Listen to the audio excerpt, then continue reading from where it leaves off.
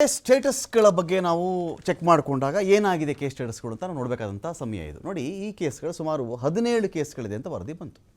ಈ ಪಾಕಿಸ್ತಾನ ಜಿಂದಾಬಾದು, ಬಾಂಗ್ಲಾ, ಅದು ಇದು ಎಲ್ಲ ಮಾತಾಡಿರ್ತಲ್ಲ, ದೇಶ ವಿರೋಧಿ ಘೋಷಣೆಗಳ ರೀತಿ ಕನ್ಸಿಡರ್ ಆಗುತ್ತಿವೆಲ್ಲವೂ ಕೂಡ.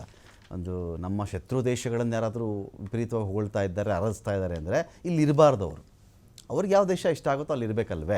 ಈ ದೇಶ ಎಷ್ಟೊಂದು ಜನಕ್ಕೆ ಅನ್ನ ಹಾಕ್ತಿದೆ, ಆಶ್ರಯ ಕೊಟ್ಟಿದೆ, ವಿದ್ಯೆ ಕಲಿಸ್ತಾ ಇದೆ, ಊಟ ಹಾಕಿದೆ, ಎಲ್ಲ ನಿಜ ಇದ್ದಾಗ ನಮ್ಮ ದೇಶದ ಮೇಲೆ ಪ್ರೀತಿ ರಕ್ತಗತವಾಗಿ ಸಹಜವಾಗಿ ಬಂದಿರಬೇಕು ನಮಗೆ. ನೋಡಿ, 2023ರಿಂದ ಈಚೆಗೆ ಆಗಿರ್ತಕ್ಕಂಥ ಪ್ರಕರಣಗಳ ಕಥೆ ಕೇಳಿದಾಗ ಇಲ್ಲಿ ಏನಾಗುತ್ತೆ, ಕೇಸ್ ಸ್ಟೇಟಸ್ ನಾವು ಚೆಕ್ ಮಾಡಿಕೊಂಡಾಗ ಒಂದು 17 ಕೇಸ್ಗಳಂತ ಇದೆ. ಒಂದು ನಾಜೀರ್ ಹುಸೇನ್ ರಾಜ್ಯಸಭಾ ಗೆಲುವಾಗುತ್ತೆ 2024 ಫೆಬ್ರವರಿಯಲ್ಲಿ. ವಿಧಾನಸೌಧದಲ್ಲಿ ಮೆರವಣಿಗೆ ಮಾಡಬೇಕಾದ್ರೆ ಪಾಕಿಸ್ತಾನ ಜಿಂದಾಬಾದ್ ಅಂತೇಳಿ ಘೋಷಣೆ ಕೇಳಿಬರುತ್ತವಾಗ ವಿಧಿವಿಜ್ಞಾನ ಪ್ರಯೋಗಾಲಯದಲ್ಲಿ ಧ್ವನಿ ಪರೀಕ್ಷೆ ಮೂಲಕ ಅರೆಸ್ಟ್ ಮಾಡಲಾಗುತ್ತೆ. 3 ಜೈಲಿಗೂ ಹಾಕಿದ್ರು, ಕೆಲವರನ್ನು. ಆ ನಂತರ ಜಾಮೀನು ಸಿಕ್ಕುತ್ತೆ. ತನಿಖೆ ಒಂದು ಕಡೆ ಪ್ರಗತಿಯಲ್ಲಿ ಇದೆ ಆ ಒಂದು ವಿಚಾರದಲ್ಲಿ. ಶಿವಮೊಗ್ಗ ಜಿಲ್ಲೆ ಭದ್ರಾವತಿಯಲ್ಲಿ ಪಾಕಿಸ್ತಾನ ಪರವಾಗಿ ಘೋಷಣೆ ಬಂತು. ಆ ನಂತರದಲ್ಲಿ 2025ರಲ್ಲಿ ಭದ್ರಾವತಿಯಲ್ಲಿ ಪಾಕಿಸ್ತಾನ ಪರ ಘೋಷಣೆ ಬಂತಲ್ಲಿ ಪ್ರಕರಣ ದಾಖಲಿಸಿದ್ದಾರೆ. ಕೆಲವನ್ನ ಅರೆಸ್ಟ್ ಮಾಡಿದ್ರು, ಕೆಲವರಿಗೆ ಬೇಲ್ ಸಿಕ್ಕಿದೆ. ನ್ಯಾಯಾಲಯದ ತೀರ್ಪು ಏನು ಹೇಳುತ್ತೆ ಅಂದರೆ, ಪಾಕಿಸ್ತಾನ ಪರ ಘೋಷಣೆಗೆ ಹೋಗೋದು ದೇಶದ್ರೋಹ ಅಂತ ಕರೆಸಿಕೊಳ್ಳುವುದಿಲ್ಲ. ಇದು ನ್ಯಾಯಾಲಯದ ತೀರ್ಪಿದು. ನ್ಯಾಯಾಲಯ ಹೇಳುವುದು, ಆ ದೇಶದ ಪರ ಘೋಷಣೆಗೆ ಹೋಗಿಬಿಟ್ರು ಅಂದ ತಕ್ಷಣ ಇದು ನಮ್ಮ ದೇಶಕ್ಕೇನೋ ದ್ರೋಹ ಮಾಡಿದರೆ ಅಂತ ಅದು ಕನ್ಸಿಡರ್ ಆಗಲ್ಲ. ಹಿಮಾಚಲ ಪ್ರದೇಶ ಹೈಕೋರ್ಟ್, ಅಲಹಾಬಾದ್ ಹೈಕೋರ್ಟೇ ಅಭಿಪ್ರಾಯ ವ್ಯಕ್ತಪಡಿಸಿರೋದು, ದೇಶದ ವಿರುದ್ಧ ದ್ವೇಷ ಪ್ರಚೋದನೆ ಮಾಡದ ಹೊರತು, ನಮ್ಮ ದೇಶದ ವಿರುದ್ಧವಾಗಿ ಏನು ಪಿತೂರಿ ಮಾಡದ ಪ್ರಚೋದನೆ ಮಾಡದ ಹೊರತು ಅದು ದೇಶ ವಿರೋಧಿಯಿಂದ ಕರೆಸ್ಕೊಳ್ಳಲ್ಲ ಅಂತ ದೇಶದ 2 ಪ್ರಮುಖ ಕೋರ್ಟ್ಗಳು ಒಂದು ಕಡೆ ಹೇಳಿದೆ. ಮಧ್ಯಪ್ರದೇಶ ಹೈಕೋರ್ಟ್ ಹೇಳುತ್ತೆ, ಪಾಕಿಸ್ತಾನದ ಪರವಾಗಿ ಘೋಷಣೆಗೆ ಹೋಗಿದ್ದವನಿಗೆ ಬುದ್ಧಿ ಕಲಿಸಿದೆ. ತಿಂಗಳಿಗೆ 2 ಬಾರಿ ರಾಷ್ಟ್ರ ಧ್ವಜಕ್ಕೆ, ಯಾರು ಪಾಕಿಸ್ತಾನಕ್ಕೆ ಜೈಂದಿದ್ನಲ್ಲ ಅವನ್ನ ಕರ್ಕೊಂಡು ಬಂದು ರಾಷ್ಟ್ರ ಧ್ವಜದ ಮುಂದೆ 21 ಬಾರಿ ಸಲಾಮಡಿ ನೀನು ಅಂತ ಅವ್ರಿಗೊಂದು ಶಿಕ್ಷೆ ಕೊಟ್ಟಿರೋದು. ಭಾರತ್ ಮಾತಾ ಕಿ ಜೈ ಅಂತ ಕೂಗಬೇಕು ಅಂತ ಕೂಡ ಷರತ್ತಿನ ಮೇಲೆ ಜಾಮೀನು ಕೊಟ್ಟಿರೋದು. ಇನ್ನೊಂದು ಕಡೆ ನಮ್ದು ಇಲ್ಲಿ ಪಾಯಿಂಟ್ ಏನಿದೆ ಅಂದರೆ, ಘೋಷಣೆ, ಈ ಥರದ ಘೋಷಣೆ ಕೇಸ್ಗಳ ಕಥೆ ಏನಾಯಿತು ಅಂತ ನೋಡಿದ್ರೆ 17 ಕೇಸ್ ದಾಖಲಾಗುತ್ತೆ. ಈಗಾಗಲೇ 5 ಪ್ರಕರಣಗಳಲ್ಲಿ ಬಿ ಮತ್ತು ಸಿ ರಿಪೋರ್ಟ್ ಸಲ್ಲಿಕೆ ಆಗಿದೆ. ಬಿ ರಿಪೋರ್ಟ್ ತನಿಖೆ ಮಾಡಿರ್ತಾರೆ, ಆ ಥರ ನಮಗೇನು ಕಂಡು ಬಂದಿಲ್ಲ. ಇದರಲ್ಲಿ ಇವರೇನು ಆರೋಪ ಮಾಡ್ತಾ ಇದ್ದಾರಲ್ಲ, ಆ ಥರದ್ದೇನು ಘೋಷಣೆ ನಮಗೆ ಕೇಳಿಸಿಲ್ಲ. ಇದು B report case, C report case ಅಂತ 5 ಕೇಸ್ ಮಾಡಿದ್ರೆ ಔಟ್ ಆಫ್ 17ನಲ್ಲಿ 7 ಪ್ರಕರಣಗಳು ಇನ್ನೂ ಕೂಡ ಇನ್ವೆಸ್ಟಿಗೇಷನ್ ಸ್ಟೇಜಲ್ಲೇ ಇವೆ. ವಿಚಾರಣೆ ಮುಂದುವರಿತಾ ಇದೆ. ತನಿಖೆ ಒಂದು ಕಡೆ ನಡೀತಾ ಇದೆ, ವಿಚಾರಣೆ ಕೂಡ 7 ಕೇಸ್ಗಳು ಮುಂದುವರಿತಾ ಇದೆ. ಈಗ ದಾಖಲಾಗಿರುವ 17 ಕೇಸ್ಗಳ ಪೈಕಿ ಯಾವುದರಲ್ಲೂ ಶಿಕ್ಷೆ ಆಗಿಲ್ಲ.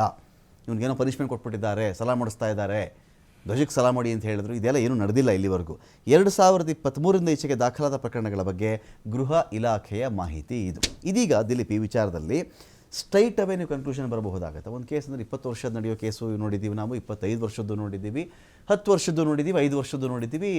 ಇನ್ಸ್ಟೆಂಟ್ ಅಥವಾ ಫಾಸ್ಟ್ ಟ್ರ್ಯಾಕ್ ಕೋರ್ಟ್ಗಳಲ್ಲಿ ಒಂದು ಅವಧಿ ನಿಗದಿಪಡಿಸಿ ವಿಚಾರಣೆ ಮಾಡಿದಾಗ 1 ವರ್ಷವೋ 2 ವರ್ಷ, ಎಕ್ಸಾಂಪಲ್ ಪ್ರಜ್ವಲ್ ಕೇಸು ಶೀಘ್ರಗತಿ ನ್ಯಾಯಾಲಯದಲ್ಲಿ ಅದೆಲ್ಲ ಬಗೆಹರಿದಿದೆ. ನಿಮ್ಮ ಡಿಮ್ಯಾಂಡ್ ಏನು? ಈಗ BJP ಅವ್ರು ಹೇಳ್ದಂಗೆ, BJP ಅವ್ರು ಬರ್ಕೊಟ್ಟಂಗೆ ನ್ಯಾಯಾಧೀಶರು ಅಲ್ಲಿ ತೀರ್ಪುಗಳು ಓದಬೇಕಲ್ಲಿ. ನೀವು ಹೇಳ್ಬಿಟ್ಟಿದ್ದೀರಾ, ನೀವು ಹೇಳ್ದಂಗೆ ಅವ್ರು ಕೇಳಬೇಕು ಅಂತನಾ? ಸರ್ ನೋಡಿ, ಮತ್ತೆ ಇಲ್ಲ ನೋಡಿ, ಕಾನೂನು ಏನು ಹೇಳುತ್ತೆ, ಭಾರತ ನ್ಯಾಯ ಸಂಹಿತೆ BNS ಪ್ರಕಾರ ಸೆಕ್ಷನ್ 152 ದೇಶದ ಸಾರ್ವಭೌಮತೆ, ಏಕತೆ ಮತ್ತು ಸಮಗ್ರತೆಗೆ ಧಕ್ಕೆ ತರುಗುವಂತಹ ಕೃತ್ಯಗಳಿಗೆ ಘೋಷಣೆಗಳು ಅಥವಾ ಭಾಷಣದ ಮೂಲಕ ಭಾರತದ ವಿರುದ್ಧ ದ್ವೇಷ ಅಥವಾ ಅವಹೇಳನ ಉಂಟು ಮಾಡಲು ಪ್ರಯತ್ನಿಸಿದರೆ 7 ವರ್ಷದವರೆಗೆ ಜೈಲು ಶಿಕ್ಷೆ ಅಥವಾ ಜೀವಾವಧಿ ಶಿಕ್ಷೆ ಮತ್ತು ದಂಡವನ್ನು ವಿಧಿಸಬಹುದು ಅಂತ ಹೇಳುತ್ತೆ. ಅದು ನ್ಯಾಯಾಲಯದಲ್ಲಿ ಪ್ರೂವ್ ಆಗಬೇಕು. ನ್ಯಾಯಾಲಯದಲ್ಲಿ ಪ್ರೂವ್ ಆಗ್ಬೇಕಂತಂದ್ರೆ ಇಲ್ಲಿರ್ತಕ್ಕಂಥ ಪೊಲೀಸ್ನವರು ಚಾರ್ಜ್ ಶೀಟ್ ಹಾಕೋದಿರ್ಬೋದು ಅಥವಾ ಅದನ್ನ ಕಾನೂನಿಗೆ ತೆಗೆದುಕೊಂಡು ಹೋಗ್ಬೋದು, ಕೋರ್ಟ್ಗೆ ಮೆಟ್ಟಿಲಿಗೆ ತೆಗೆದುಕೊಂಡು ಹೋಗ್ತಕ್ಕಂಥ ಕೆಲಸವನ್ನ ಮಾಡಬೇಕು. ಇವಾಗ ಹೇಳ್ತಿದ್ದೀವಿ, ನೀವು ಹೇಳಿದ ರಿಪೋರ್ಟ್ ಪ್ರಕಾರನೇ DS ಅರುಣ್ ಅವರಿಗೆ ಸದನದಲ್ಲಿ ಕೊಟ್ಟಿರ್ತ ಪ್ರಕಾರನೇ 17ರಲ್ಲಿ 5 C report and B report ಆಗೋಗಿದೆ. ಇನ್ನ 5 ಕೇಸ್ಗಳು ಇನ್ನು ವಿಚಾರಣಾ ಹಂತದಲ್ಲಿ ಇದಾವೆ ಅಂತ ಹೇಳ್ತಿದ್ದಾರೆ. ಸೊ ನಾವು ಅದನ್ನೇ, ನೀವು ಒಳ್ಳೆ ಪ್ರಶ್ನೆ ಕೇಳಿದ್ರಿ ಸರ್.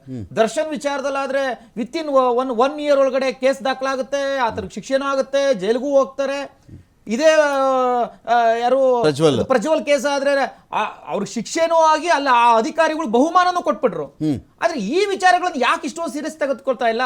ಅಥವಾ ಇಲ್ಲಿ ನನ್ಗೊಂದು ಅನುಮಾನ ಬರ್ತಾ ಇರ್ತಕ್ಕಂಥದ್ದು ಸರ್, ನಾನೊಬ್ಬ ವಿರೋಧ ಪಕ್ಷದ BJP ಒಬ್ಬ ವಕ್ತಾರನಾಗಿ ನನಗೆ ಅನುಮಾನ ಬರ್ತಾ ಇರ್ತಕ್ಕಂಥದ್ದು, ಕಾಂಗ್ರೆಸ್ ಏನಾದ್ರೂ ಸಹ ಪೊಲೀಸ್ನವ್ರ ಮೇಲೆ ಪ್ರೆಷರ್ ಆಗ್ತಾ ಇದೆಯಾ, ಈ ವಿಚಾರಗಳಲ್ಲಿ ಜಾಸ್ತಿ ನೀವು ಫೋಕಸ್ ಮಾಡಬೇಡಿ ಅಂತ. ಈಗ ನೀವು ಎಲ್ಲರೂ ನೋಡಿದಿರಿ, ಭದ್ರಾವತಿನಲ್ಲಿ ಏನಾಯ್ತು, ಯಾವ ರೀತಿ ಘೋಷಣೆ ಕೂಗಿದ್ರು ಈದ್ ಮಿಲಾದ್ ವಿಚಾರದಲ್ಲಿ ಅಂತೇಳಿ. ಪಾಕಿಸ್ತಾನದ ಜಿಂದಾಬಾದ್ ಅಂತ ಕೂಗಿದಂತ ಎಲ್ಲರಿಗೂ ಗೊತ್ತಾಗಿದೆ. ಇದೇ ವಿಧಾನಸೌಧದಲ್ಲಿ ಕೂಗಿದ್ದು ಯಾವ ರೀತಿ ಕೂಗುದು ಅಂತ ಗೊತ್ತಾಗಿದೆ, ದಾವಣಗೆರೆಯಲ್ಲಿ ಗೊತ್ತಾಗಿದೆ.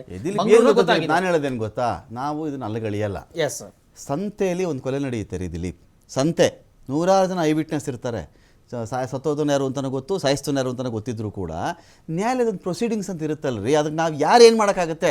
ದಿಲೀಪ್ ಏನು ಮಾಡೋಕ್ಕಾಗಲ್ಲ, ನಾನು ಏನು ಮಾಡೋಕ್ಕಾಗಲ್ಲ, ಇನ್ನೊಬ್ರು ಏನು ಮಾಡೋಕ್ಕಾಗಲ್ಲ. ನಾನು ಹೇಳ್ತಿರೋದು ಆ ಪ್ರೊಸೀಜರ್ ಮೇಲೆ ನಂಬಿಕೆ ಇಡಬೇಕಲ್ವಾ? ಇದ್ರೊಳಗಡೆ ಮ್ಯಾಕ್ಸಿಮಮ್ ಸುಮೋಟ ಕೇಸ್ ಹಾಕೊಂಡಿರೋದು ನಿಮಗೂ ಗೊತ್ತಿದೆ. ಸುಮೋಟ ಕೇಸ್ ನಲ್ಲಿ ಇದ್ರೊಳಗಡೆ ಸರ್ಕಾರದ ಒಂದು ಪಾತ್ರನೂ ಇರುತ್ತೆ. ಸರ್ಕಾರ ಲಾಯರ್ನ ಹಾಕೋದಾಗಿರ್ಬೋದು, ಸರ್ಕಾರದ ಪರ ಲಾಯರ್ ಯಾವ ರೀತಿ ವಾದ ಮಾಡ್ತಾರೆ ಅಂತಕ್ಕಂಥದ್ದಾಗಿರ್ಬೋದು, ಇದು ಇರುತ್ತೆ. ಸರ್ಕಾರನೇ ಆಸಕ್ತಿ ತೋರಿಸಲಿಲ್ಲ ಈ ವಿಚಾರದಲ್ಲಿ ಅಂತ ಅಂದಮೇಲೆ ಸುಮೋಟ ಕೇಸ್ಗಳು ಬಿದ್ದೋಗ್ತಕ್ಕಂಥ ಸಾಧ್ಯತೆಗಳು ಜಾಸ್ತಿ ಇರುತ್ತೆ. ಅರುಣ್ ಅವರು ನಿಮಗೆ ಗೊತ್ತಿರುತ್ತೆ, ಅರುಣ್ ಅವರು ಸದನದಲ್ಲಿ ಬಂದು ಪ್ರಶ್ನೆ ಕೇಳಿ ಕೇಸ್ ಏನು, ಡೀಟೇಲ್ಸ್ ಏನು, 2023 ಈಚೆಗೆ ಏನಾಗಿದೆ ಅಂತ ಕೇಳುವುದರ ಜೊತೆಗೆ ಈ ಕೋರ್ಟ್ಗೆ ಹೋಗ್ಬೇಕಾಗಿತ್ತು. ಅರುಣ್ ಅವರು, ದಿಲೀಪ್ ಕುಣಿಗಲ್ ಅವರೆಲ್ಲ ಕೋರ್ಟ್ಗೆ ಹೋಗಿ ಏನು ಮಾಡಬೇಕಾಗಿತ್ತು? ನೀವು ಇಂಥ ಮಹಾನ್ ಹೋರಾಟಗಾರರು ಇದ್ದೀರಲ್ಲ ನೀವೆಲ್ಲರೂ, ನೋಡಿ ಸ್ವಾಮಿ ಇದರಲ್ಲಿ ವಿಳಂಬ ಆಗ್ತಾ ಇದೆ, ಸುಮೋಟೋ ಕೇಸ್ ಹಿಂಗೆ ಹಾಕ್ಬಿಟ್ಟಿದ್ದಾರೆ, 5 ಕೇಸ್ಗೆ ಸಿ ರಿಪೋರ್ಟು ಬಿ ರಿಪೋರ್ಟು ಹಾಕ್ಬಿಟ್ಟಿದ್ದಾರೆ, ನಾನು ಅತ್ಯದ್ಭುತವಾಗಿರ್ತಕ್ಕಂಥ ಸಾಕ್ಷಿಯನ್ನು ನ್ಯಾಯಾಲಯದ ಅವಗಾಹನೆಗೆ ತರ್ತಾ ಇದ್ದೀನಿ, ನಾನು ಇದ್ರ ಬಗ್ಗೆ ಶೀಘ್ರ ತನಿಖೆ ಮಾಡಿಬಿಟ್ಟು ಇಂಥ ಸಾಕ್ಷಿ ಪರಿಗಣಿಸ್ಬಿಟ್ಟು ನೀವನ್ನ ಹ್ಯಾಂಗ್ ಮಾಡಿಬಿಡಿ ನೀವು ಹೇಳಬೇಕಾಗಿತ್ತು. ಸದನದಲ್ಲಿ ಪ್ರಶ್ನೆಗಳ ಸುದ್ದಿ ಮಾಡ್ತಾ ಇದ್ರೆ ಅಷ್ಟೇ, ನೀವು ಸುದ್ದಿ ಯೂಸ್ ಮಾಡ್ತಾ ಇದ್ದೀರಾ ನೀವು. ನೋ ಸರ್, ನೋಡಿ ಈ ರಾಜ್ಯದಲ್ಲಿ ಏನಾಗ್ತಾ ಇದೆ, ಯಾರೋ ಒಬ್ರು ಬಾಂಗ್ಲಾದೇಶದ ಪರ ಘೋಷಣೆ ಕೂಗ್ತಾರೆ, ಇಲ್ಲಿರ್ತಕ್ಕಂಥ ಅಕ್ರಮ ವಲಸಿಗರನ್ನ ಒಳಗಡೆ ಹಾಕಿ ಅಂತ ಹೇಳ್ತಾರೆ, ಅಥವಾ ಅಕ್ರಮ ವಲಸಿಗರನ್ನ ಆಚೆ ಕಳಿಸಿ ಅಂತ ಹೇಳ್ತಾರೆ, ಅವ್ರನ್ನ ಹಿಡ್ಕೊಂಡು ಒಳಗಾಗ್ತಕ್ಕಂಥ ಕೆಲಸವನ್ನ ಇವತ್ತು ಹಿಂದೂ ಕಾರ್ಯಕರ್ತಗಳನ್ನ ಜೈಲಿಗಿಡ್ತಕ್ಕಂಥ ಕೆಲಸವನ್ನ ಮಾಡ್ತಾರೆ. ಅದು ಯಾವ ಸ್ಪೀಡ್ ಅಲ್ಲಿ? ವಿತ್ ಇನ್ 2 days 1 days ನಲ್ಲಿ ಮಾಡ್ತಾರೆ. ಆದ್ರೆ ಬಾಂಗ್ಲಾದೇಶದ ಪರ ಘೋಷಣೆ ಹೋಗಿರ್ತಕ್ಕಂಥ ಮಹಿಳೆ ಇಂದು ಓಡಾಡ್ಕೊಂಡಿದ್ದಾಳೆ ಸರ್, KR ಪುರಂನಲ್ಲಿ.